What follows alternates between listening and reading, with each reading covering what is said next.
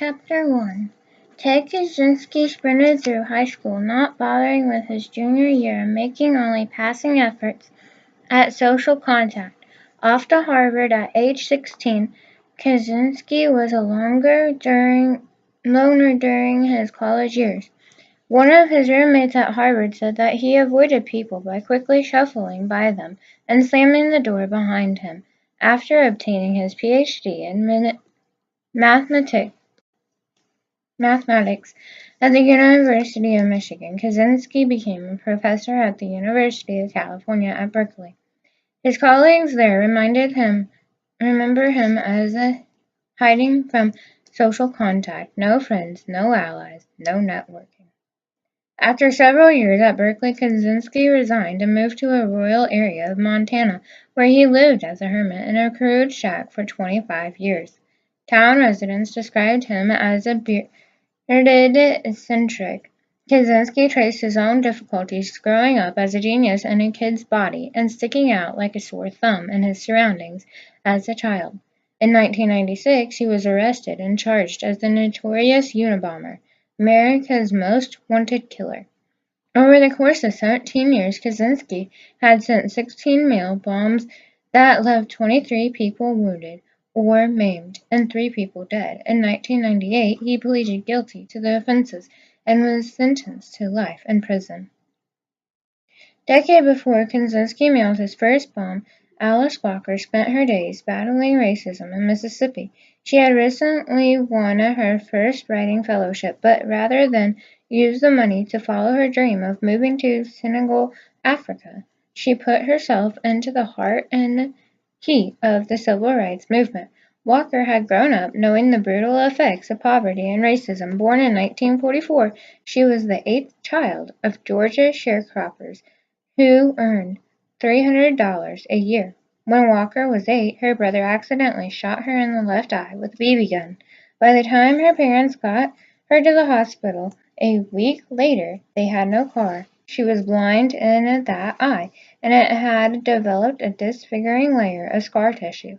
Despite the counts against her, Walker overcame pain and anger and went on to win a Pulitzer Prize for her book, The Color Purple.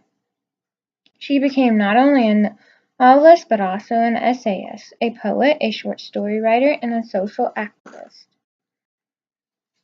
Each of us develops partly like all other individuals, partly like some other individuals, and partly like no other individual. Most of the time, our attention is directed to an individual's uniqueness, but as humans, we have all traveled some common path. Each of us, Leonardo da Vinci, Joan of Arc, George Washington, Martin Luther King Jr., and you, walked at about 1 year, engaged in fantasy play as a young child, and became more independent as a youth. Each of us, if we live long enough, will experience hearing problems and the death of family members and friends. This is the general course of our development, the pattern of a movement or change that begins at conception and continues through the human lifespan. In this section, we will explore what is meant by the concept of development and why the study of lifespan development is important. We will outline the main characteristics of the lifespan perspective and discuss various sources of contextual influences. In addition, we will examine some contemporary concerns in lifespan development. How might people benefit from examining lifespan development? Perhaps you are or will be a parent or teacher. If so, responsibility for children is or will be a part of your everyday life. The more you learn about them, the better you can deal with them. Perhaps you hope to gain some insight about your own history as an infant, a child, an adolescent, or a young adult. Perhaps you want to know more about what your life will be like as you go through the adult years, as a middle-aged adult, or as an adult in old age, for example. Or perhaps you just stumbled onto this course, thinking that it sounded intriguing and that the study of the human lifespan might raise some provocative issues. Whatever your reasons for taking this course, you will discover that the study of lifespan development is intriguing and filled with information about who we are, how we came to be this way, and where our future will take us. Most development involves a growth, but it also includes decline, as in dying. In exploring development, we will examine the lifespan from the point of conception until the time when life, or at least life as we know it, ends. You will see yourself as an infant, as a child, and as an adolescent, and will be stimulated to think about how those years influence the kind of individual you are today. And you will see yourself as a young adult, as a middle-aged adult, and as an adult in old age, and be motivated to think about how your experiences today will influence your development through the remainder of your adult years. Although growth and development are dramatic during the first 2 decades of life, development is not something that happens only to children and adolescents. The traditional approach to the study of development emphasizes extensive change from birth to adolescence, especially during infancy, little or no change in adulthood, and decline in old age. But a great deal of change does occur in the 5 or 6 decades after adolescence. The lifespan approach emphasizes developmental change throughout adulthood as well as childhood. Recent increases in human life expectancy contributed to the popularity of the lifespan approach to development. The upper boundary of the human lifespan, based on the oldest age documented, is 122 years. As indicated in Figure 1.1, this maximum lifespan of humans has not changed since the beginning of recorded history. What has changed is life expectancy, the average number of years that a person born in a particular year can expect to live. In the 20th century alone, life expectancy in the United States increased by 31 years, thanks to improvements in sanitation, nutrition, and medicine. In the first half of the second decade of the 21st century, life expectancy in the United States is 78 years of age. Today, for most individuals in developed countries, childhood and adolescence represent only about one-fourth of their lives. The belief that development occurs throughout life is central to the lifespan perspective on human development, but this perspective has other characteristics as well. According to lifespan development expert Paul Baltes, who lived from 1939 to 2006, the lifespan perspective views development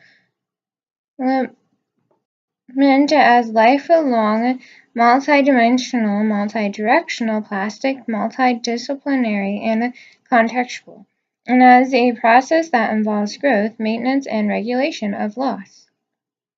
In Balti's view, it is important to understand that development is constructed through biological, sociocultural, and individual factors working together. Let's look at each of these components of the lifespan perspective. Development is lifelong.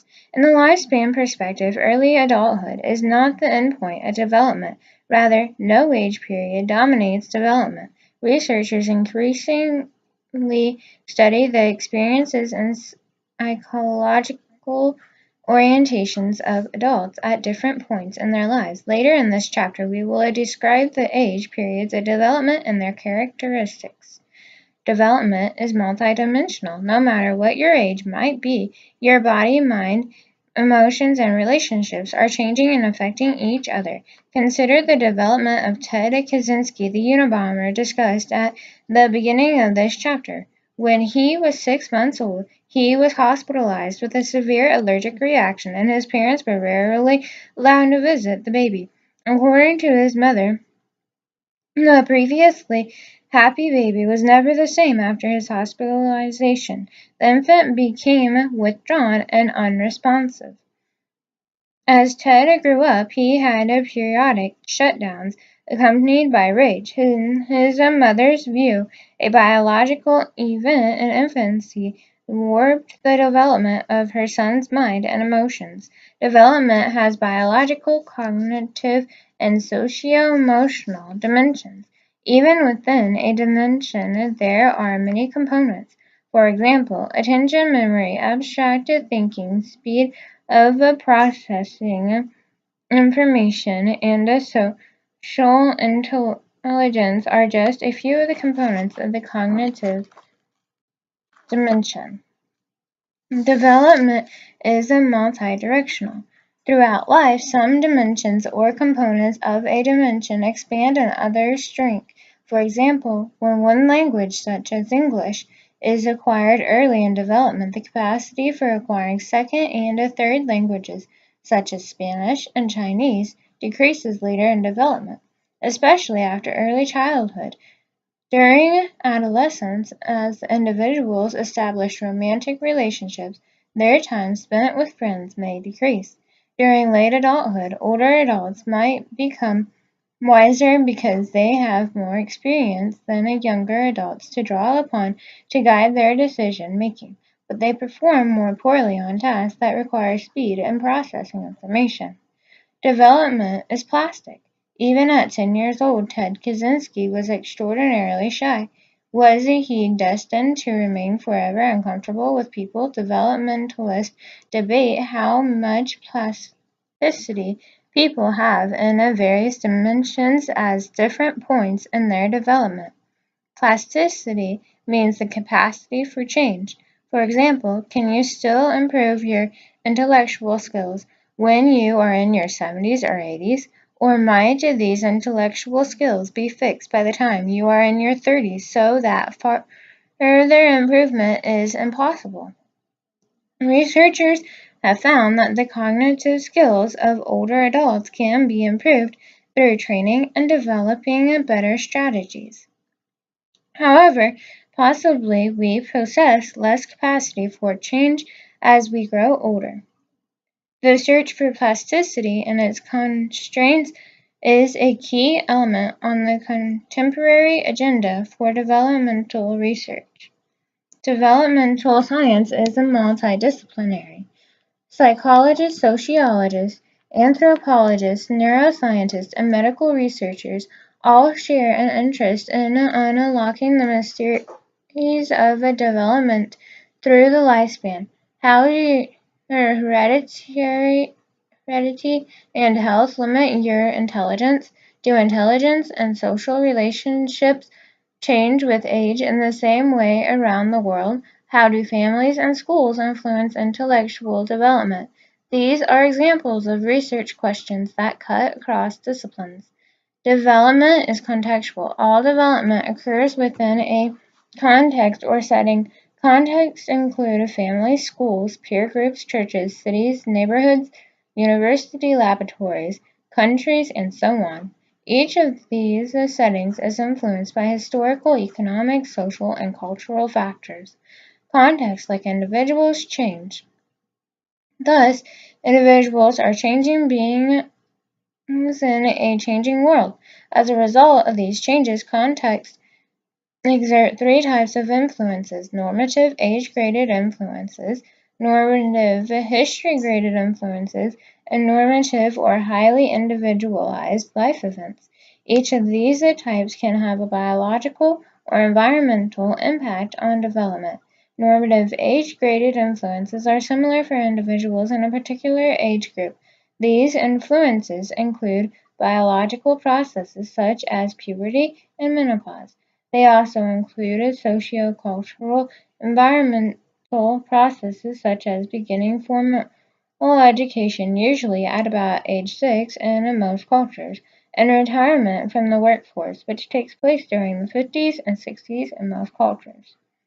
Normative history-graded influences are common to people of a particular generation because of historical circumstances. For example, in their youth, American baby boomers shared the experience of the Cuban Missile Crisis, the assassination of John F. Kennedy, and the Beatles invasion. Other examples of normative history-graded influences include economic, political, and social upheavals, such as the Great Depression in the 1930s. World War II in the 1940s, the civil rights and women's rights movements of the 1960s and 1970s, the terrorist attacks of 9/11, 2001, as well as the integration of computers and cell phones into everyday life during the 1990s.